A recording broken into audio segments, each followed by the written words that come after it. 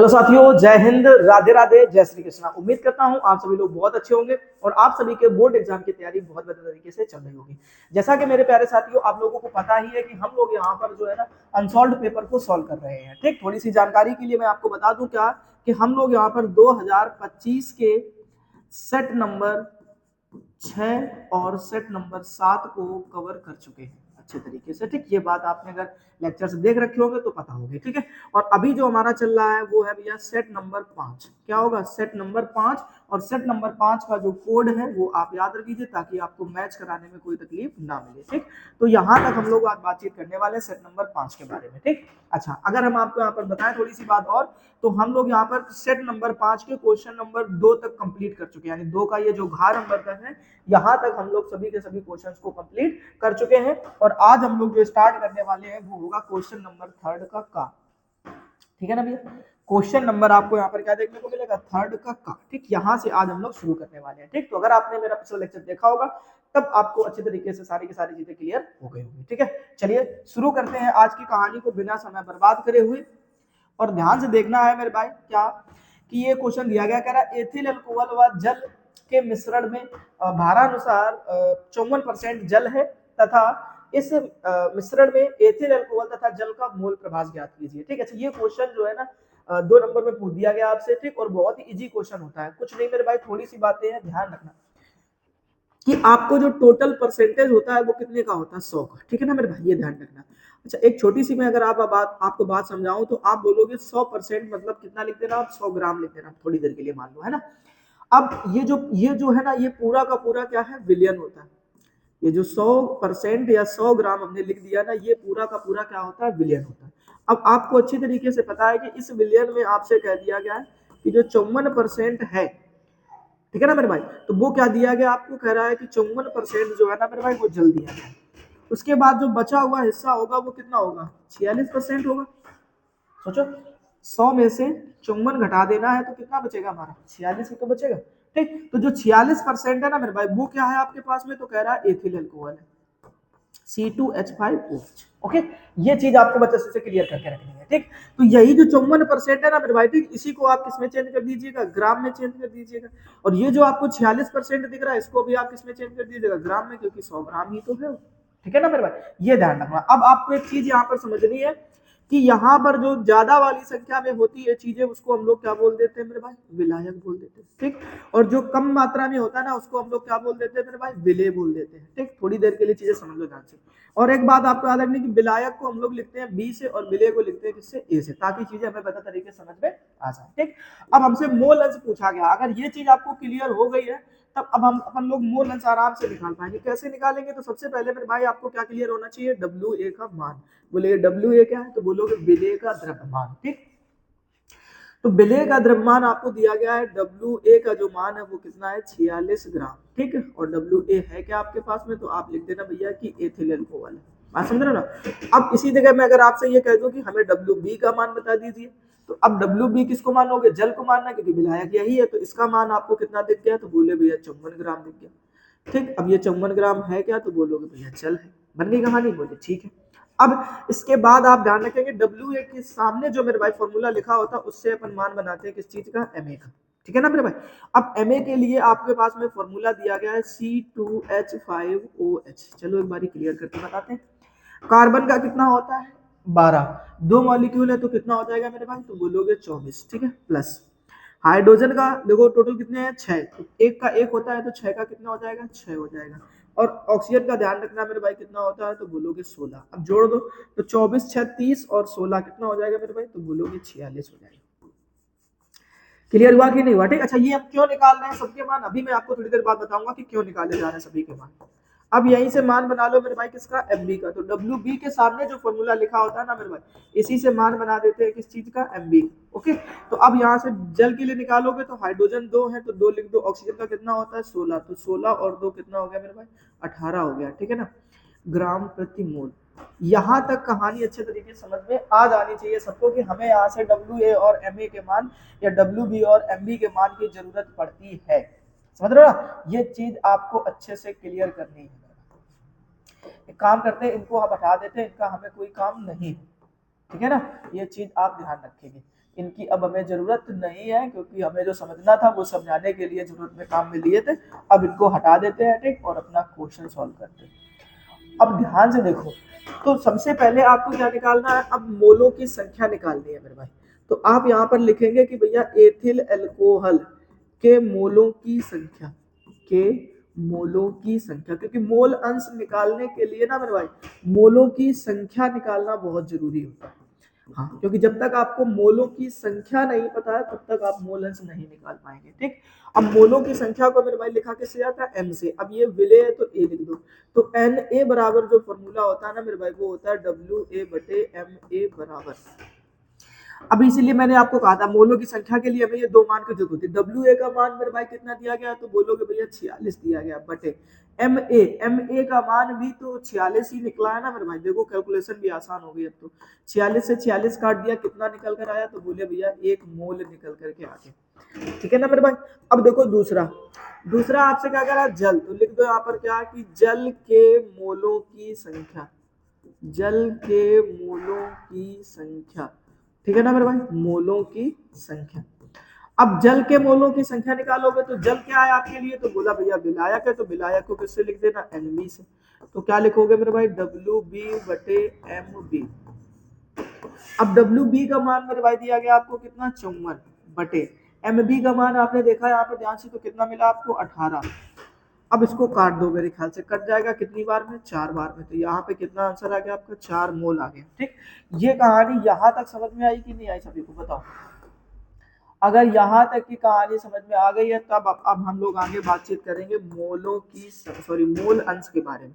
तो अब आप लिख सकते हैं यहाँ पर क्या कि एथिल अल्कोहल का मोल अंश, एथिल अल्कोहल का मोल अंश, ठीक है ना भाई, ऐसे। अब मोल अंश को किससे लिखोगे, तो मेरे भाई लिखा जाता है काई से या एक्स से बोल सकते हैं इसको। तो ए बराबर फॉर्मूला होता है मेरे भाई एन ए बटे एन ए प्लस का एन बी, ठीक है ना। तो अब ऊपर देखो तो आपको एन ए का मान कितना निकाले थे आप, 1 निकाले थे, बटे फिर 1 रख दो, प्लस में एन बी का मान आपने कितना निकाला था, 4। तो क्या करोगे भैया, 1/5, और 1/5 को हम लोग लिख सकते हैं मेरे भाई क्या, 0.2। बताओ, ठीक है ना। ये निकल आया किसका, एथिल अल्कोहल का मोल अंश। अब इसी तरीके से हमें क्या निकाल लेना भैया, जल का मोल अंश। तो लिखोगे भैया क्या, जल का मोल अंश, ठीक है ना। अब जल के मोल अंश के लिए क्या करोगे, तो जल के मोल अंश को किससे लिख दोगे भैया, एक्स बी से लिख देंगे। तो एक्स बी बराबर फॉर्मूला क्या हो जाएगा, एन बी बटे एन ए प्लस का एन बी बराबर। अब एन बी का मान कितना दिया गया, तो बोले 4, नीचे कितना करोगे, 1 + 4 यानी कितना हो जाएगा, 4/5, ठीक है ना। तो इसमें कितना कर देना भैया, 0.8। नहीं पल्ले पड़ा क्या, सोचो जरा ध्यान से। जब दशमलव बढ़ाओगे लगाओगे तो 0 हो जाएगा, ऊपर कितना हो जाएगा, 40, तो 5 × 40, ठीक है ना। तो यहाँ पर आप कितना लिखेंगे, 0.8, ठीक। निकल आया दोनों के मोलों की संख्या, सॉरी मोल अंश की नहीं निकल आया। अब जरा मेरे भाई ये बता दो कि क्वेश्चन आपको कठिन कहाँ लगा, ठीक। अगर कोई प्रॉब्लम अभी भी रह गई है आपकी ना, तो हमें कमेंट बॉक्स में जरूर बताइएगा मेरे भाई, ठीक। फटाफट से स्क्रीनशॉट लीजिएगा, फिर अपन नेक्स्ट क्वेश्चन की तरफ चलते हैं इसके। हो गया ना मेरे भाई। अब चलिएगा ध्यान से देखिएगा, अपन नेक्स्ट क्वेश्चन को सॉल्व करते हैं, ठीक है। अब नेक्स्ट क्वेश्चन को देखेंगे और बहुत अच्छे से क्लियर करेंगे, ठीक है। सुनो, तो क्वेश्चन नंबर 3 के खा में देखो 2 क्वेश्चन दिए गए, ठीक है ना। क्वेश्चन नंबर 3 के खा में अगर आप ध्यान से देखेंगे तो 3 के खा में आपको 2 क्वेश्चन दिए गए। अपन बनाते हैं पहले पहला वाला क्वेश्चन, ठीक। इस क्वेश्चन में आपको समझाया गया है कि हमें फिनॉल की अभिक्रिया किसके साथ में करानी है, तनु नाइट्रिक अम्ल के साथ करानी है मेरे भाई, ठीक। रिएक्शन बनाते हैं तो आप ध्यान रखेंगे कि फिनॉल का फॉर्मूला क्या होता है, तो आप सबने पढ़ रखा होगा भैया, ऐसे बेंजीन समूह के ऊपर क्या जुड़ा मिल जाएगा, हमें OH जुड़ा मिल जाए तो इसको हम लोग फिनॉल कह देते हैं। अब इसकी अभिक्रिया हमें किसके साथ में करानी है, तो कह रहा है तनु नाइट्रिक अम्ल के साथ में करानी है। बात समझना मेरी ध्यान से भाई, ठीक है। अब क्या करोगे, सुनो, तो आपको यहाँ पर आपने फिनॉल की नाइट्रीकरण क्रिया पढ़ी होगी, ठीक है ना। अगर पढ़ी है तो चीजें क्लियर होगी क्या, कि यहाँ HNO3 के ग्रुप से ना मेरे भाई आपको एक NO2 ग्रुप मिलता है। इस NO2 ग्रुप को आपको ऑर्थो और पैरा में जोड़ देना होता है। और सबको ये चीज क्लियर है कि ऑर्थो में भी एक हाइड्रोजन होता है, पैरा में भी एक हाइड्रोजन होता है। उस हाइड्रोजन को निकालने के बाद हमें वहां पर क्या करना है मेरे भाई, NO2 ग्रुप को जोड़ देना है, ठीक। तो अगर मैं आपको समझाऊं कि कहानी क्या होगी, तब आप थोड़ा सा ध्यान देंगे कि तब आप देखेंगे कि आपको कुछ इस तरीके से कहानी समझ में आएगी। ठीक है ना मेरे भाई, ऐसे ये चीज याद रखिए थोड़ा सा सुनो। तो क्या करोगे कि आपको यहाँ पे क्या करना है, NO2 ग्रुप को लगा देना करके, ये ऑर्थो की कहानी होगी। ठीक है, प्लस अब इस जगह से भी हाइड्रोजन निकाल देना, इस जगह पे भी आप क्या कर देना करके NO2 को ग्रुप जोड़ देना। तो ये कहाँ पे जुड़ गया, पैरा पे। ठीक, अब 2 हाइड्रोजन तो वो आपने ले लिए और 2 ये वाले ग्रुप कहाँ मिले, 2 से मल्टीप्लाई करा तो 2 हाइड्रोजन ये, 2 ऑक्सीजन यहाँ से मिलेंगे और 2 हाइड्रोजन यहाँ से निकाल दिए। तो टोटल भैया आपको जल के कितने मॉलिक्यूल दिख जाएंगे, तो बोलोगे भैया 2 मॉलिक्यूल दिख जाएंगे। बात समझ में आ गई। इस तरीके से ये आपको रिएक्शन बनानी है। ठीक है, ये बन जाएगा हमारा ऑर्थो नाइट्रोफिनॉल, ये बन जाएगा पैरा नाइट्रोफिनॉल। बात क्लियर हो गई कि नहीं हो गई, बोले ठीक है भैया, कहानी हमें समझ में आ गई। अब इसी में देखो भैया क्या कि क्वेश्चन नंबर अपन करते हैं थर्ड के खा का second number, question number third के खा का सेकेंड नंबर। ठीक है, अब इस क्वेश्चन नंबर थर्ड के खा के सेकेंड नंबर में क्या पूछा गया है, पढ़ो जरा ध्यान से, ऊपर वाला हो गया, फिनॉल की जली सोडियम हाइड्रोक्साइड की उपस्थिति में क्लोरोफॉर्म के साथ। बड़ी इजी रिएक्शन है। यहां से देखो, अगर आपने मेरे भाई ना राइमर टीमन अभिक्रिया पढ़ रखी होगी तब आपको ये क्वेश्चन बहुत इजी लगेगा, अगर याद होगी आपको तो। यहाँ पे OH कर देना, इधर पे क्या करोगे भैया, आप लिखोगे क्लोरोफॉर्म। क्लोरोफॉर्म का फॉर्मूला होता है CHCl3 प्लस, कह रहा है सोडियम हाइड्रोक्साइड के साथ में गर्म करना है। ठीक है ना मेरे भाई, इधर ध्यान से देखना। तो हमने आपसे कहा कि आप 3 ले लीजिए, किसके मॉलिक्यूल, सोडियम हाइड्रोक्साइड के। सुनना बड़े ध्यान से केवल आप कि हम क्यों ऐसा करवा रहे हैं। अब आपको क्या करना है, ये तीनों जो सोडियम के मॉलिक्यूल है वो तीनों को निकाल दो, किसके साथ में, क्लोरीन के साथ में। मेरे भाई सुनना बड़े ध्यान से। तो अब आप देखोगे कि आपको यहाँ पर 3NaCl के मॉलिक्यूल देखने को मिलेंगे। ओके, फिर मैंने आपसे कहा कि भैया तुम यहाँ से किसके मॉलिक्यूल निकाल दो, जल के। तो हमने कहा एक मॉलिक्यूल तो आपको ये दिख रहा है और दूसरा मॉलिक्यूल ये वाला H ले लो, और यहाँ से आप क्या देखोगे कि यहाँ से OH ले लेना। ठीक है, या आप एक काम करो, सुनो, इस वाले H को रहने दो मेरे भाई। ठीक, यहाँ से क्या कर लो, H को उठा लो। ठीक, ये वाला H निकाल दो, यहाँ से OH निकाल दो, तो आप देखोगे कि जल के आपको कितने मॉलिक्यूल दिख जाएंगे, तो बोले भैया 2 मॉलिक्यूल दिख गए। ठीक है, इतनी कहानी समझ पा गई कि यहाँ से तीनों सोडियम के मॉलिक्यूल अपन ने किसको दिए, क्लोरीन को। तो हमारा 3NaCl यानी सोडियम क्लोराइड के मॉलिक्यूल बाहर हो गए। एक जल का ये मॉलिक्यूल, एक यहाँ से OH लिया और इधर से हमने क्या ले लिया, एक H ले लिया। इस दोनों को मिलाने से जल के कितने मॉलिक्यूल बाहर हो गए, 2। अब यहाँ पे बचा CH और इधर का एक बॉन्ड हो गया मेरे भाई खाली। बात समझ रहे हो ना कि मैं कहना क्या चाहता हूँ आपसे, है ना, ये चीज आपको ध्यान रखना। अब यहाँ पे एक ऑक्सीजन बचा हुआ है। ठीक, अब इस ऑक्सीजन को आपको मेरे भाई कुछ ऐसे लिखना है, आकर के सुनो ध्यान से कि ऐसे लिख दिया, ये तो OH हो गया। ठीक, अब इस वाली पोजीशन से आपने हाइड्रोजन निकाला, तो इसी से मेरे भाई क्या जोड़ दो आकर के, कार्बन। और इस कार्बन के साथ में आपके पास में देखो ध्यान से, ये एक हाइड्रोजन भी जुड़ा हुआ, लिख दिया। अब ये केवल एक ऑक्सीजन बचा मेरे भाई। ठीक, इस ऑक्सीजन को आप यहाँ पर जोड़ दीजिएगा आकर के, बस ये बन गया मेरे भाई सैलिसिलेल्डिहाइड। क्या बन गया, सैलिसिलेल्डिहाइड। ठीक है, इस तरीके से। तो ये 2 क्वेश्चन आपके कितने नंबर के थे, आपने अच्छे से सॉल्व कर लिए। फटाफट से मेरे भाई स्क्रीनशॉट ले लो, फिर अपन नेक्स्ट क्वेश्चन की तरफ चलते हैं। ओके, अब नेक्स्ट क्वेश्चन को भी पढ़ लो जरा ध्यान से। अच्छे अच्छे क्वेश्चन है मेरे भाई, और बहुत इजी क्वेश्चन है, बहुत टफ क्वेश्चंस नहीं है, इस बात को मानो, है ना। अगर आपने थोड़ा सा भी घर में मेहनत करके पढ़ रखा होगा तो सब आप कर पाओगे क्वेश्चन आराम से। अब देखो क्वेश्चन नंबर थर्ड का गा, इसमें आपसे पूछा गया है IUPAC। क्या पूछा गया मेरे भाई, IUPAC। और इतना इजी टॉपिक अगर ये पेपर में आ जाए तो समझ लेना कि आपके बल्ले बल्ले हो गए भाई।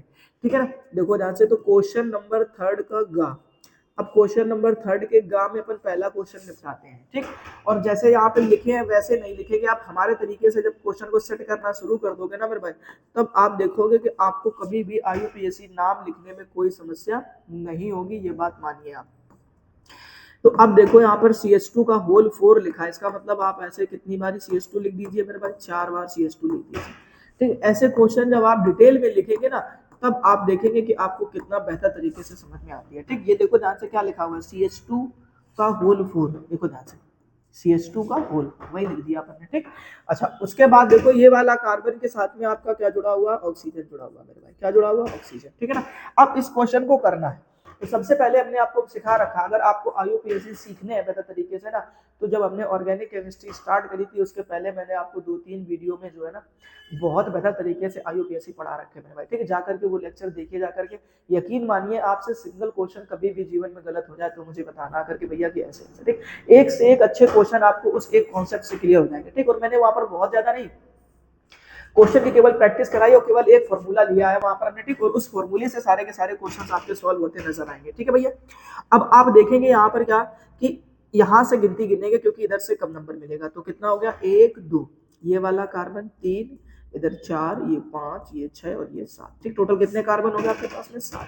तब आप बोलेंगे ना मेरे भाई क्या कि आप इसको लिखेंगे हेप्ट, 7 कार्बन की चेन को क्या बोलते हैं मेरे भाई हेप्ट, सारे बॉन्ड सिंगल है इसलिए आप क्या लगा देना एन, तो क्या बन जाएगा हेप्टेन। और 2 नंबर में आपका ये बड़ा आदमी जुड़ा हुआ, इस बड़े आदमी यानी क्रियात्मक समूह को मेरे भाई क्या पढ़ते हो आप कीटोन, और इसका साउंड हमें केवल लेना होता है ऑन से, तो क्या बन जाएगा हेप्टेन टू ऑन, या मेरे भाई इसी चीज को आप लिख सकते हो टू हेप्टेनॉन, ठीक है ना, क्या लिख सकते हो टू हेप्टेनॉन, ठीक, या हेप्टेनॉन 2 लिख सकते हो, यहाँ पे नॉन नहीं होगा मेरे भाई नॉन होगा, ठीक है ना ऐसे, ठीक है, ये चीजें क्लियर हो गई।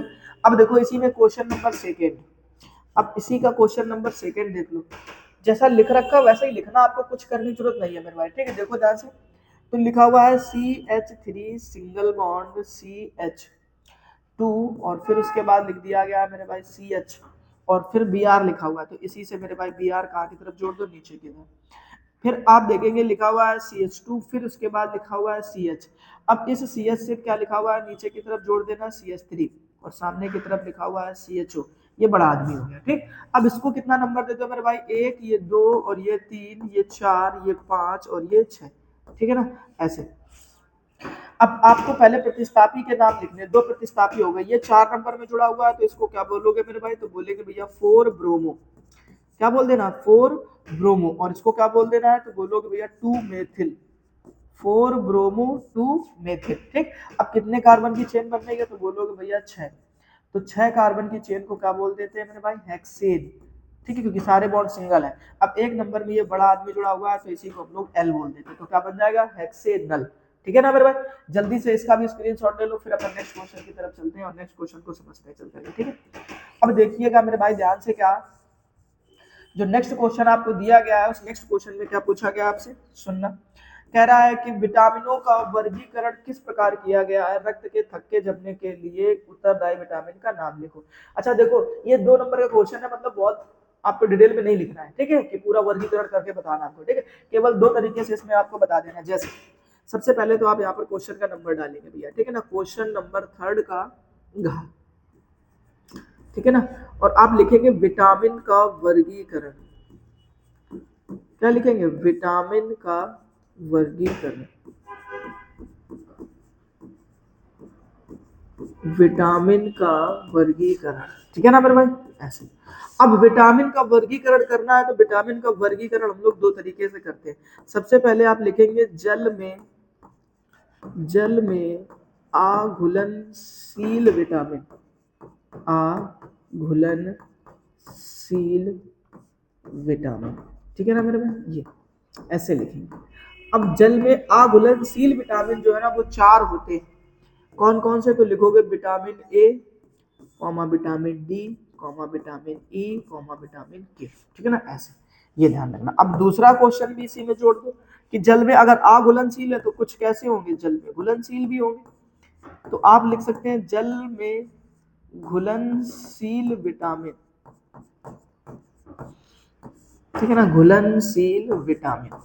अब जल में घुलनशील विटामिन जो होते हैं ना मेरे भाई वो 2 होते हैं विटामिन, जल में घुलनशील विटामिन कितने होते हैं तो बोलोगे भैया 2 विटामिन होते हैं, कौन कौन से, तो बोलोगे भैया विटामिन बी कॉमा सी, ठीक है ना मेरे भाई। तो ये विटामिन बी और सी जो तुम्हारे क्वेश्चन है वो कैसे होते हैं, जल में घुलनशील होते हैं। अब आपसे इसी में एक और क्वेश्चन पूछ दिया गया है क्या कि रक्त के थक्के जमने के लिए उत्तरदायी विटामिन का नाम बताएं, ठीक है। तो आपको ध्यान रखना, हमने आपको जब डिटेल में सिखाया था तब आपको ये बताया था कि किसकी कमी से कौन सा रोग होता है, ठीक है ना। तो अब किसकी कमी से कौन सा रोग होता है इसके लिए आपको ध्यान रखना है, तो विटामिन के की कमी से आपको ध्यान रखना है कि रक्त का जो थक्का देर से जमता है, अगर आपके अंदर विटामिन के की कमी है, ठीक है ना, तो विटामिन के की कमी है, ठीक है, तब आप ध्यान रखना है क्या कि रक्त का जो थक्का है वो देर से जमता है, ठीक है। तो विटामिन के जो है ना वो किसके लिए उत्तरदायी होता है, रक्त के थक्का जमने के लिए उत्तरदायी होता है। बात समझ में आ गई कि नहीं आ गई मेरे भाई आपको, ठीक है। अगर समझ में आया तो फटाफट स्क्रीनशॉट लो, नेक्स्ट क्वेश्चन की बातचीत करते हैं, ठीक है, इसको छोड़ो ऐसे आगे चलते हैं। अब देखो नेक्स्ट क्वेश्चन आपको जो है ना दिया गया है, वो क्या दिया गया है, चलते हैं और ध्यान से पढ़िएगा। इसमें लिख रखा है, कह रहा है कि मोललता की परिभाषा दीजिए और 100 ग्राम विलायक में विलेय का 1/10 मोल बुलाया विलयन की मोललता ज्ञात कीजिए। यानी ये क्वेश्चन जो है भैया 3 नंबर का है और 3 नंबर में 1 नंबर में आपसे पूछी गई है मोललता की परिभाषा, ठीक है ना, और उसके बाद एक न्यूमेरिकल बनवाना है आपसे 2 नंबर का, ठीक है। पहले अपन शुरू करते हैं परिभाषा को लेकर के। तो भैया क्वेश्चन नंबर डालेंगे आप 4, क्वेश्चन नंबर लिखेंगे आप 4 और क्वेश्चन नंबर 4 में आपको बताना है का, ठीक है ना, और इस का नंबर में आपको जो सबसे पहले लिखनी है वो लिखनी है मोललता, ठीक है ना मेरे भाई। तो परिभाषा मैं नहीं लिखूंगा, आप लिखेंगे, बस मैं बोल दे रहा हूँ आपको क्या। तो सुनिएगा ध्यान से कि 1 किलोग्राम या 1000 ग्राम, 1 किलोग्राम या 1000 ग्राम विलायक में उपस्थित विलेय पदार्थ के मोलों की संख्या विलयन की मोललता कहलाती है। इसे स्मॉल m से प्रदर्शित करते हैं। बात समझ में आ गई? दोबारा सुन लो क्या कि 1 किलोग्राम विलायक या 1000 ग्राम विलायक में उपस्थित विलेय पदार्थ के मोलों की संख्या विलयन की मोललता कहलाती है। इसे स्मॉल m से प्रदर्शित करते हैं, ठीक। ये तो हो गई मेरे भाई डेफिनेशन। अब न्यूमेरिकल की कहानी आती है। तो न्यूमेरिकल की कहानी के लिए आपको पहले फॉर्मूला क्लियर हो जाना चाहिए। तो फॉर्मूला होता है मेरे भाई क्या, Na/WB।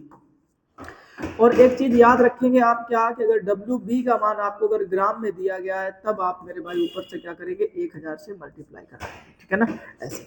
अब क्वेश्चन की तरफ चलो जो आपको दिया गया है, कह रहा 100 ग्राम विलायक। तो विलायक के द्रव्यमान को मेरे भाई लिखते हैं WB से और इसका जो मान दिया गया है वो कितना दिया गया, 100 ग्राम, ठीक।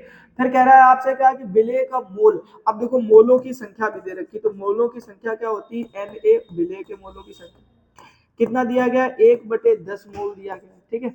और फिर पूछ रखा है कि हमें किसका मान बता दो, मोललता का। अब तो आपको इस न्यूमेरिकल में कुछ जान ही नहीं नजर आ रही होगी, देखो ध्यान से कितना इजी हो गई कहानी। अब आप लिख सकते हो मेरे भाई क्या कि स्मॉल m बराबर, अब देखो ध्यान से Na का मान आपने पढ़ा है कितना, 1/10 लिख दो फटाफट से। उसके बाद आप ऊपर क्या करा दीजिए मेरे भाई, 1000 से मल्टीप्लाई, और नीचे देखिए WB का मान कितना दिया गया है, 100। अब खुद देख लो भैया, ऊपर भी 3 जीरो नीचे भी 3 जीरो, एक दूसरे को ले डूबेंगे, आंसर आ जाएगा मेरे भाई 1 मोलल। कितना आ जाएगा, 1 मोलल आ जाएगा, ठीक। कितना इजी न्यूमेरिकल था और 3 नंबर आपने अच्छी तरीके से क्लियर कर लिए मेरे भाई, ठीक। फटाफट से स्क्रीनशॉट लो, फिर अपन नेक्स्ट क्वेश्चन की बातचीत करते हैं, ठीक है भाई, ठीक है ना। अब अपन देखते हैं मेरे भाई क्या नेक्स्ट क्वेश्चन, ओके। अब नेक्स्ट क्वेश्चन को भी पढ़ो जरा ध्यान से, पहले क्या दिया गया है, क्योंकि क्वेश्चन इजी होते हैं तब जब मेरे भाई आपको थोड़ा सा आपने पहले से तैयार करके रखा होगा, ठीक। कह रहा कोलराउस का नियम क्या है, इसके 2 अनुप्रयोग लिखिए, ठीक है। कोलराउस का नियम 1 नंबर में है, इसके अनुप्रयोग 2 नंबर के हैं, ठीक है। कैसे करते हैं मेरे भाई, जरा वापस से देखते हैं करके, ठीक है। क्वेश्चन नंबर आप लिखेंगे 4 का खा, ठीक है ना भैया, क्वेश्चन नंबर 4 का खा, कोलराउस का नियम, ठीक है ना, कोलराउस का नियम, ठीक है। ऐसा कोलराउस का नियम करने के लिए आपको कुछ बातें याद रखनी है, ठीक। तो आप लिखेंगे क्या, मैं आपको डेफिनेशन बोल दे रहा हूँ, बाकी मैं आपको क्या करता हूँ, इसका एग्जांपल समझाता हूँ, ठीक है। लिखो सभी लोग, क्या बोलोगे कि अनंत तनुता पर किसी वैद्युत अपघट्ट की, अनंत तनुता पर किसी वैद्युत अपघट्ट की मोलर चालकता उसके सभी धनायनों, सुनना बड़े ध्यान से, उसके सभी धनायनों तथा ऋणायनों, समझना, ठीक है ना, धनायनों तथा ऋणायनों, ऐसे, ठीक। तो अब सुनो पहले ध्यान से, क्या कि अनंत तनुता पर किसी वैद्युत अपघट्ट की मोलर चालकता उसके सभी धनायनों तथा ऋणायनों की आयनिक चालकताओं के योगफल के बराबर होती है, ठीक। ये परिभाषा हो गई, सुन लो फिर से ध्यान से, क्या कि अनंत तनुता पर किसी वैद्युत अपघट्ट की मोलर चालकता उसके सभी धनायनों तथा ऋणायनों की आयनिक चालकताओं के योगफल के बराबर होती है, ठीक। इसे हम लोग 2 तरीके से प्रदर्शित करते हैं, या तो लैम्डा नॉट m से लिख देते हैं, या फिर हम लोग लिखते हैं लैम्डा इन्फिनाइट m, ओके। ऐसे ये चीज हो गई आपकी। तो ये तो हो गया कोलराउस का नियम, ठीक है ना मेरे भाई। अब आपसे पूछा गया है इसके अनुप्रयोग लिखिए, क्या लिखिए, अनुप्रयोग लिखिए, ठीक है ना। अब अनुप्रयोग में आपको एक बात याद रखनी है कि दो अनुप्रयोग आपसे पूछे गए हैं। तो पहला अनुप्रयोग में आप लिख सकते हैं क्या कि जल के आयनिक गुणनफल को ज्ञात करने में, जल के आयनिक गुणनफल ज्ञात करने में, आयनिक गुणनफल ज्ञात करने में, ठीक है ना। ये बात आपको ध्यान रखनी है, क्या करना है, जल के आयनिक गुणनफल ज्ञात करने में, ओके। और दूसरा आपको याद रखना है मेरे भाई क्या, वियोजन की मात्रा ज्ञात करने में। क्या बोलोगे, वियोजन की मात्रा ज्ञात करने में, ठीक है ना, मात्रा ज्ञात करने के लिए, ठीक। अब वियोजन की मात्रा क्या होती है, तो बोलोगे भैया अल्फा, अल्फा बराबर हम लोग लिखते हैं लैम्डा सी एम बटे लैम्डा नॉट एम, ठीक। ये सी सांद्रता पर या किसी भी सांद्रता पर मोलर चालकता होती है, ये अनंत सांद्रता पर मोलर चालकता होती है, ठीक। इस तरीके से मेरे भाई ये क्वेश्चन कंप्लीट हो जाता है। फटाफट से स्क्रीनशॉट ले लो, फिर अपन नेक्स्ट क्वेश्चन की बातचीत करते हैं, ठीक है ना मेरे भाई। अब नेक्स्ट क्वेश्चन को पढ़िएगा जरा ध्यान से और समझने की कोशिश करिएगा, ठीक है। अब नेक्स्ट क्वेश्चन में आपसे क्या पूछा गया है, प्रथम कोटि की अभिक्रिया के लिए वेग स्थिरांक कितना है, अभिकारक की प्रारंभिक सांद्रता से 1/16वां भाग रह जाने में कितना समय लगेगा। एक बेहतर न्यूमेरिकल मेरे भाई आपसे यहाँ पर पूछ दिया गया और बहुत आसान सा न्यूमेरिकल होने वाला है, जरा समझना। एक प्रथम कोटि की अभिक्रिया के लिए वेग स्थिरांक, सबसे पहले मेरे भाई आप याद रखेंगे क्या कि प्रथम कोटि की अभिक्रिया के लिए वेग स्थिरांक को मेरे भाई किससे लिखा जाता है, तो बोलोगे भैया के से लिखते हैं। किससे लिखते हैं, के से लिखते हैं। तो जो के की वैल्यू आपको दी गई है वो कितनी दी गई है, तो कह रहा भैया आपसे 60 सेकेंड इनवर्स, ये दिया गया, समझना मेरे भाई, ठीक। अब एक चीज मैं आपको और समझाऊं यहाँ पर क्या कि अब आपको कुछ बातें याद रखनी पड़ेगी, क्या कि जो प्रारंभिक सांद्रता होती है ना मेरे भाई, उसको हम लोग किससे लिखते हैं, तो बोलोगे 1 से लिखते हैं, आर नॉट लिखते हैं, कितना लिख देना, 1 लिख देना, ठीक है ना। ये चीज याद रखना, क्योंकि क्या कह रहा है, अभिकारक की प्रारंभिक सांद्रता से 1/16वां भाग रह जाने में कितना समय लगेगा, ठीक। तो अब जो टी समय पर सांद्रता होती है ना मेरे भाई, ये वो कह रहा है कि प्रारंभिक सांद्रता का कितना, 1/16। तो प्रारंभिक सांद्रता कितनी हो गई, 1, तो 1 का 1/16 निकालोगे तो हमें मिलेगा तो उतना ही, तो 1/16। ये किसका मान हो गया मेरे भाई, तो बोलोगे आर टी का मान हो गया। किसका हो गया, आर टी का मान हो गया। बात समझने की कोशिश कर रहे हो कि नहीं कर रहे हो मेरे भाई। यहाँ पर आपको ध्यान रखना है कि ये मान किसका हो गया, आर टी का, और ये मान किसका हो गया, आर नॉट का, ठीक। अब ऐसी कंडीशन में मेरे भाई आपसे ये पूछ दिया गया है कि हमें जरा ये मान बता दो कि कितना समय लगेगा। समय का मतलब है मेरे भाई टी, यानी जो टी है ये समय पूछा गया है। क्या ये चीजें तुम्हें समझ में आई कि नहीं आई, पहले इतना बताओ हमको जरा ध्यान से। अगर ये सभी की सभी चीजें समझ में आपको आ गई अच्छे तरीके से, तब आप यहाँ पर देखेंगे कि न्यूमेरिकल बहुत आसान हो जाएगा। अब एक फॉर्मूला मेरे भाई आपको याद रखना है कि के बराबर सबने पढ़ा होगा 2.303 अपॉन में टी मल्टीप्लाई लॉग बेस में 10, फॉर्मूला होता है मेरे भाई आर नॉट बटे में आर टी, ठीक है ना। ये प्रथम कोटि की अभिक्रिया के लिए वेग स्थिरांक का फॉर्मूला है। हमसे मान पूछा गया अगर भाई किसका, टी का, तो अपन टी इधर ले आएंगे और सबके मान रख देंगे, तो 2.303 अपॉन के। अब के का मान मेरे भाई कितना दिया गया, 60, मल्टीप्लाई कराओ और लिखो लॉग बेस में 10। अब आर नॉट का मेरे भाई मान कितना दिया गया है, 1 बटे आर टी का मान मेरे भाई कितना दिया गया है, 1/16। अब जब आप इसको ऊपर लेकर के जाओगे तब ये ऊपर जाकर के क्या बन जाएगा, 16। अच्छा एक बात मैं अगर आपको समझाऊं तो आप लिख सकते हो क्या कि t बराबर 2.303 अपॉन, ठीक है। अब इसके बाद में लिखोगे आप क्या, लॉग बेस में 10। अगर मैं ये कह दूं कि आप यहाँ पर 4 की पावर 2 लिख दो तो कोई फर्क पड़ेगा आपको, तो सोच करके देखो, ये 16 ऊपर चला गया तो 4 का स्क्वायर कितना होता है, 16 ही तो होता है मेरे भाई।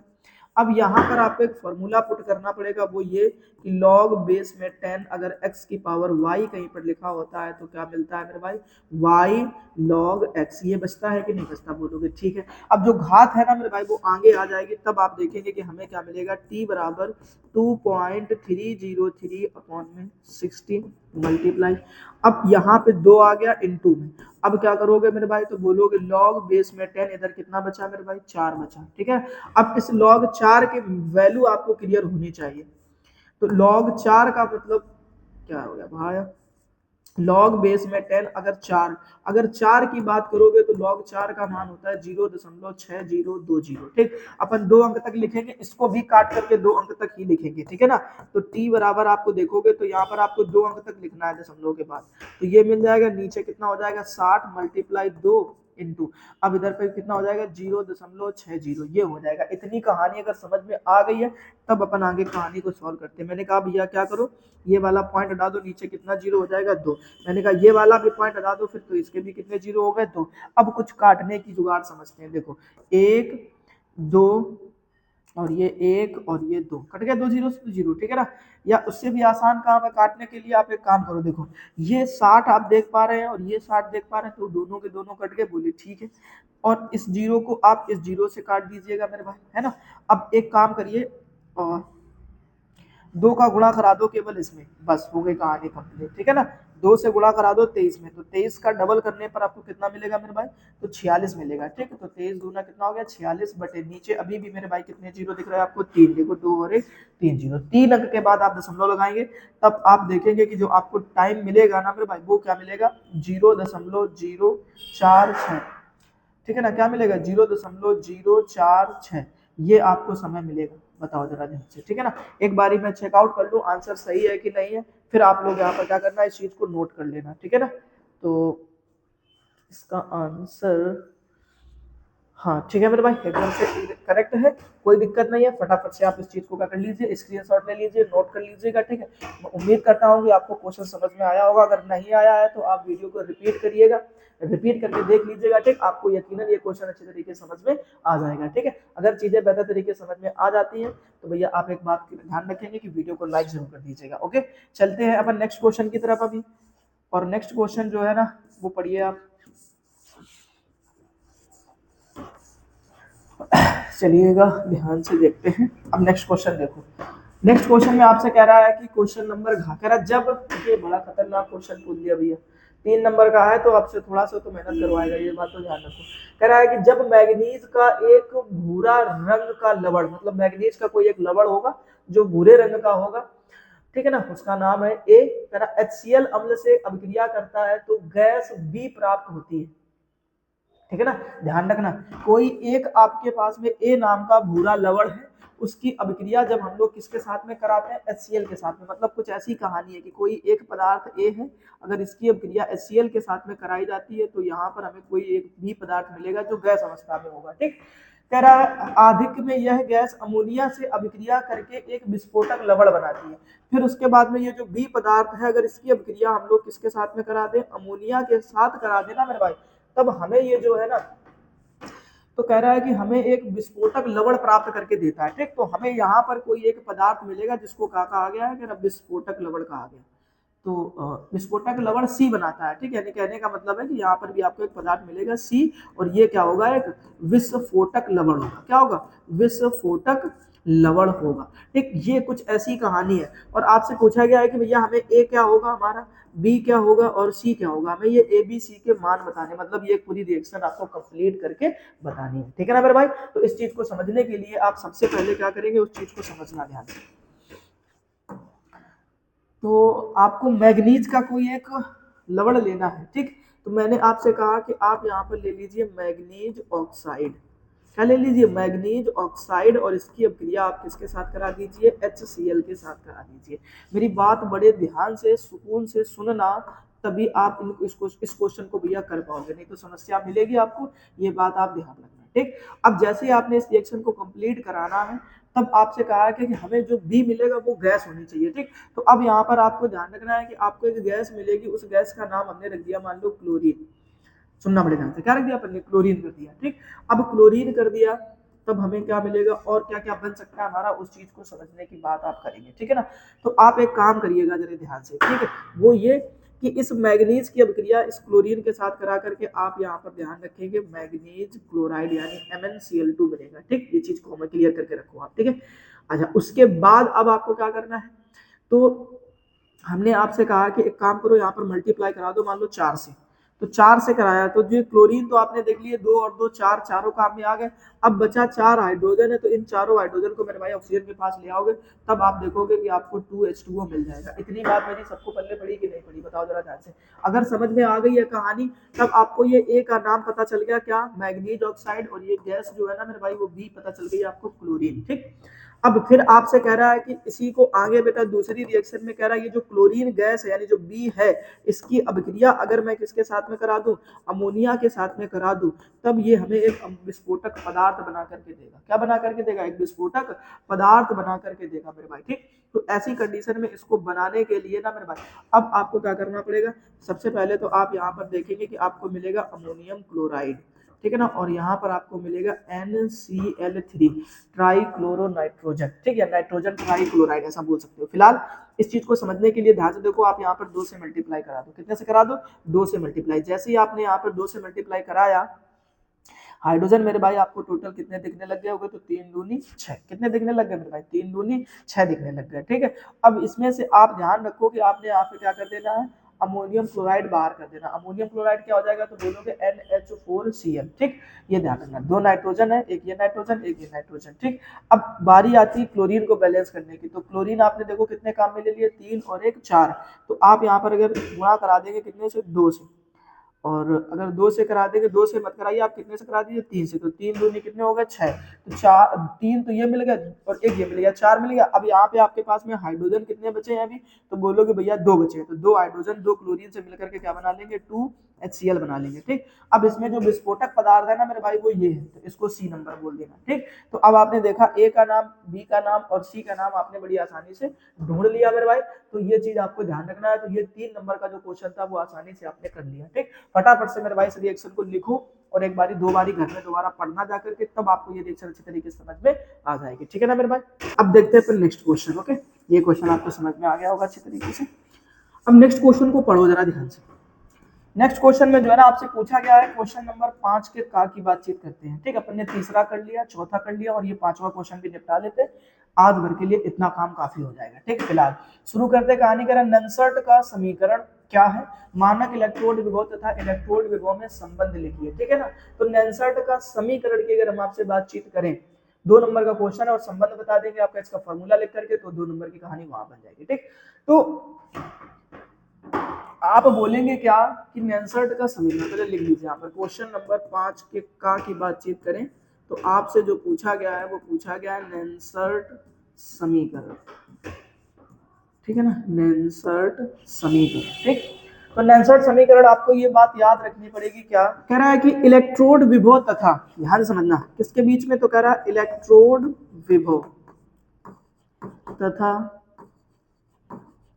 सांद्रता के मध्य या विलयन की सांद्रता के मध्य, ऐसे लिख सकते हो, इलेक्ट्रोड विभव तथा विलयन की सांद्रता के मध्य, विलयन की सांद्रता, ठीक है ना, विलयन की सांद्रता के मध्य संबंध स्थापित करने वाली समीकरण, संबंध स्थापित करने वाली समीकरण नैनसर्ट समीकरण कहलाती है। बात समझ रहे हो ना, स्थापित करने वाली समीकरण क्या कहलाती है, नैनसर्ट समीकरण कहलाती है। ठीक, इस चीज को आप अच्छे से तैयार कर लेंगे। ठीक, अब इसमें से आपसे जो पूछा गया, अगर आप मानक इलेक्ट्रोड विभव तथा इलेक्ट्रोड विभव में संबंध लिखिए। ठीक, तो कोई दिक्कत नहीं, इसी नैनसर्ट समीकरण के फॉर्मूले को मेरे भाई आप लिखेंगे कैसे, तो आप बोलेंगे भैया पहले लिखा जाएगा ई सेल, यहाँ पे जो ई सेल है ये क्या है, तो बोलोगे भैया ये है हमारा इलेक्ट्रोड विभव। क्या होता है, इलेक्ट्रोड विभव। ठीक, तो ई सेल बराबर आपको एक फॉर्मूला और याद रखना है, वो होता है ई नॉट सेल। ठीक, इसको कहते हैं मानक इलेक्ट्रोड विभव। दोनों चीजें क्लियर हो गए, तो ई सेल बराबर ई नॉट सेल माइनस का 2.303 रखो, 2.303 इंटू में आर इंटू में टी, ये पूरा फॉर्मूला लिख रहे हैं। ठीक, और नीचे आप लिखेंगे एन इंटू में एफ। ठीक है, ये ध्यान रखना, और इनटू में अब आप यहाँ पर लिखेंगे log बेस में 10, इधर आप लिखेंगे Q। इस Q का मतलब होता है, ऊपर लिखते हैं प्रोडक्ट की सांद्रता, नीचे लिखते हैं रिएक्टेंट की सांद्रता, ठीक है ना मेरे भाई। ये है वो संबंध बताने वाली समीकरण, ठीक, या इसी को हम लोग कहते हैं नेल्सन समीकरण, ठीक है।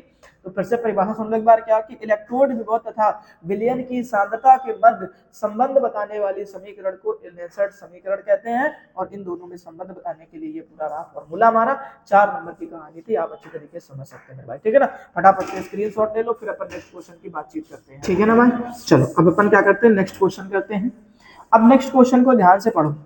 अब नेक्स्ट क्वेश्चन में आपसे पूछा गया है, कह रहा अभिक्रिया की दर को समझाइए और अभिक्रिया की कोटि को उदाहरण द्वारा स्पष्ट कीजिए, ठीक है। ये तो आसान सा क्वेश्चन हो गया भैया, अभिक्रिया की दर किसे कहते हैं, ठीक, या अभिक्रिया की कोटि किसे कहते हैं, ठीक। ये जो है ना भैया आपके लिए होमवर्क में क्वेश्चन हो जाएगा। किसमें हो गया भैया, होमवर्क में हो गया, ठीक है ना। ये आप होमवर्क में कर सकते हैं, अगर आपने हमारा चैप्टर नंबर 3 पढ़ा होगा, ठीक है, इस चैनल पर आपको, ठीक है, केमिस्ट्री पढ़ाई जा चुकी है ऑलरेडी, ठीक है। तो अगर आपने वो लेक्चर देखा होगा चैप्टर नंबर 3 के, तब आप यहाँ पर वो क्वेश्चन अच्छे तरीके से कर पाएंगे, ठीक है। तो जाकर के घर में कर लीजिएगा, कोई समस्या की बात नहीं है, ठीक। अपन क्वेश्चन करते हैं गा नंबर क्वेश्चन करते हैं, ठीक। और इनमें आपसे जो है ना वो पूछा गया उप आयुपीएसी, क्या पूछा गया भैया, आयुपीएसी। और ये आयुपीएसी जो है ना उप सह संयोजन यौगिक वाले चैप्टर के हैं, ठीक। कैसे बनाते हैं इनको समझते हैं पहले, ठीक। तो आप लिखेंगे क्वेश्चन नंबर 5 का गा, और इस गा का पहला नंबर क्वेश्चन को पढ़िए जरा ध्यान से। लिख रखा है उसने क्या कि K2, और यहाँ पर लिखा हुआ है आपका क्या Hg, और इसके बाद लिखा हुआ है I4, ठीक है। इसको बनाना है, तो सबसे पहले आपको एक चीज याद रखनी होती है भैया, आपको इस तरीके से प्लस और माइनस में डिवाइड कर लेना होता है। जो चीज पहले लिखी होती है उसको प्लस, जो चीज बाद में लिखी होती है उसको माइनस, ठीक। और ध्यान रखना धनायन का केवल नाम लिखा जाता है, इसलिए आप के को लिख दो केवल, ठीक, बिना संख्या बताए उसकी। तो आप यहाँ पर लिखेंगे पोटेशियम, क्या लिखेंगे आप, पोटेशियम। और उसके बाद आप चलते हैं इधर पे, तो इसको हम संकुल बोल, संकुल में पहले मेरे भाई नाम लिखा जाता है लिगेंड का। कितने मॉलिक्यूल दिख रहे हैं लिगेंड के, तो बोला 4। तो 4 के लिए आप लिखेंगे यहाँ पर टेट्रा, और इसको क्या लिखेंगे आयोडो। तो क्या बन जाएगा मेरे भाई, टेट्रा आयोडो। और ध्यान रखना अब इस संकुल में जो केंद्रीय परमाणु है ये, इसके ऊपर चार्ज बेटा अभी फिलहाल कैसा दिख रहा है, माइनस का। तो ऐसे केस में आपको ध्यान रखना, जब संकुल के ऊपर माइनस का चार्ज होता है तब केंद्रीय परमाणु का नाम में 8 का साउंड निकालते हैं। तो आप बोलेंगे यहाँ पर मर्क्यूरेट। अब इसकी ऑक्सीकरण संख्या निकाल दीजिएगा फटाफट से, ठीक है ना मेरे भाई। ऑक्सीकरण संख्या के लिए आपको ध्यान रखना है कि के ऊपर सिंगल का प्लस होता है, 2 मॉलिक्यूल है तो प्लस का कितना हो जाएगा 2। जिसको निकालते हैं उसको एक्स मान लेते हैं। आई के लिए कितना होता है सिंगल का माइनस, लेकिन 4 है तो माइनस का 4। 4 में से 2 घटा दीजिए मेरे भाई, माइनस का 2 बचेगा, बराबर में लेके जाएंगे तो प्लस का 2 हो जाएगा, यानी सेकेंड लिख देना है पहला। आपको अच्छी तरीके से आईयूपीएसी समझ में आ गया होगा, ठीक है। अब अपन बातचीत करते हैं सेकेंड आईयूपीएसी के बारे में, फटाफट से देखते रहिएगा और नोट करते जाइएगा साथ में। अब देखो दूसरा क्वेश्चन जो है ना मेरे भाई वो आपसे पूछा गया है, कह रहा है क्या CuNH3 का होल 4 की, और बाहर लिखा SO4, CuNH3 का होल 4, और मेरे भाई बाहर क्या लिखा हुआ है SO4। अब यहाँ पर आपको एक चीज क्लियर करनी है, और वो ये चीज होगी क्या कि अब इसमें प्लस लिख दो, इधर क्या लिख दो माइनस, ठीक है ना। तो सबसे पहले मेरे भाई लिगेंड का नाम लिखा जाता है, तो लिगेंड कितने दिख रहे हैं आपको 4, तो बोलोगे टेट्रा, और NH3 को हम लोग पढ़ते हैं एमीन, तो क्या बोलोगे टेट्रा एमीन, ठीक। और उसके बाद में यहाँ पर क्या दिख रहा है आपको कॉपर, तो इसका नाम लिख दो कॉपर, ठीक है। तो टेट्रा एमीन कॉपर। अब ऑक्सीकरण संख्या निकाल करके बता दो मेरे भाई, तो ये उदासीन हो गया, इसके ऊपर होती माइनस की 2, तो बराबर करके लिखोगे तो प्लस की 2, ठीक है ना। और बाहर जो चीज लिखी इसके हम लोग बोलते हैं SO4 को सल्फेट, तो आप यहाँ पर क्या लिखेंगे सल्फेट लिखेंगे। बात पल्ले पड़ी। चलो अब देखो भैया क्वेश्चन नंबर 3 फटाफट से। क्वेश्चन नंबर 3 में आपसे कह रहा है K3 और Al और C2O4 का होल थ्राइस। अब इसको लिखना है जरा सुनो, तो इसमें भी वही काम कर लो, ये प्लस हो गया ये माइनस हो गया, तो इसमें आप क्या करोगे भैया, तो बोले K लिख रहा है तो K का नाम क्या होता है, तो जवाब आएगा पोटेशियम। तो लिख दीजिएगा क्या पोटेशियम। अब ध्यान रखो अंदर गए तो संकुल में पहले लिगेंड का नाम लिखते हैं, कितने मॉलिक्यूल दिख रहे हैं 3, तो 3 को मेरे भाई क्या बोलते हैं ट्राई। और C2O4 को आप याद कर लीजिए, इसको ऑक्सीलेटो पढ़ा जाता है, क्या पढ़ा जाता है फिर भाई, ऑक्सीलेटो पढ़ा जाता है, ठीक। तो आप यहाँ पर क्या देखेंगे ऑक्सीलेटो देखेंगे। और देखो यहाँ पर आप संकुल के ऊपर माइनस का चार्ज है, तो इसको एल्यूमिनियम ना पढ़ करके मेरे भाई क्या पढ़ेंगे एल्यूमिनेट पढ़ेंगे, क्या पढ़ेंगे एल्यूमिनेट पढ़ेंगे, ठीक है ना। ऐसे ध्यान रखना। अब इसका ऑक्सीकरण संख्या निकाल दो, तो इधर पे कितना हो जाएगा मेरे भाई प्लस का 3, ठीक है, और इधर पे होता है माइनस का 2, मल्टीप्लाई करा देना 3 से, तो 3 दूनी 6, 6 में से 3 या 3 बचेगा, मतलब बराबर में प्लस का 3, थर्ड लिख दीजिएगा मेरे भाई, ठीक है। ये 3 क्वेश्चन आपको समझ में आ गए, स्क्रीनशॉट लो फिर फटाफट से। अब नेक्स्ट क्वेश्चन देख लो, एक लास्ट क्वेश्चन बचा उसको भी निपटा देते हैं, ये वाला क्वेश्चन हो जाएगा कंप्लीट आपका, ठीक है भाई। अब देखो क्या लिख रखा है उसने, तो आप बोलोगे भैया क्रोमियम और CO का होल 6, एक सेकेंड, ठीक है ना, ऐसे होल 6। अब ये एक उदासीन लिगेंड हो गया, ना प्लस दिख रहा ना माइनस दिख रहा, कोई दिक्कत नहीं, कितने मॉलिक्यूल है 6, तो 6 को मेरे भाई क्या बोला जाता है, तो बोलोगे हेक्सा, क्या बोलोगे हेक्सा। CO को पढ़ते हैं मेरे भाई कार्बोनिल, तो क्या बन जाएगा हेक्सा कार्बोनिल, ठीक है ना ऐसे। अब ये ध्यान रखना है क्रोमियम लिखा हुआ है, ठीक, तो इसको क्या पढ़ेंगे आप क्रोमियम पढ़ेंगे, तो हेक्सा कार्बोनिल क्रोमियम, ठीक। अब इसमें अगर ध्यान से देखो तो ये उदासीन होता है, तो ऑक्सीकरण संख्या मेरे भाई क्या निकल कर आएगी 0, ठीक है। फटाफट से इसको भी नोट कर लीजिए, ये हो गया कंप्लीट। समझ में आ रहा है कि नहीं आ रहा बेटा, है ना। तो अगर हो गई है कहानी तो अगला क्वेश्चन बनाते हैं अब हम लोग, इस चीज को हटा करके। देखो ध्यान से, क्वेश्चन नंबर 5 का अब हम लोग क्या करते हैं भैया, घा नंबर करते हैं, और आसान क्वेश्चन है मेरे भाई। क्वेश्चन नंबर 5 का घा, पहले आपसे पूछा गया कि टॉलन अभिकर्मक क्या होता है, क्या कह रहा है, टॉलन अभिकर्मक क्या होता है, तो मैं आपको बता दूं जरा ध्यान से, तो आप लिखोगे क्या, अमोनियम हाइड्रोक्साइड तथा सिल्वर नाइट्रेट के विलयन को AgNO3, ठीक है ना, अमोनियम हाइड्रोक्साइड तथा सिल्वर नाइट्रेट के विलयन को टॉलन अपकर्मक कहते हैं, ठीक। ये हो गई किसकी परिभाषा, टॉलन अपकर्मक की। अब इसकी रिएक्शन आपसे पूछेगी कि ये टॉलन अपकर्मक जो है ना, ग्लूकोज व फ्रक्टोज के साथ अभिक्रियाओं के रासायनिक समीकरण लिखिए, ठीक है ना मेरे भाई। तो अब अगर मैं आपको ग्लूकोज के साथ इसकी रासायनिक समीकरण पढ़ाऊं तो क्या होता है ग्लूकोज का फॉर्मूला, तो आप ये वाला ग्लूकोज का फॉर्मूला याद रखेंगे मेरे भाई, बात समझने की कोशिश करो जरा ध्यान से।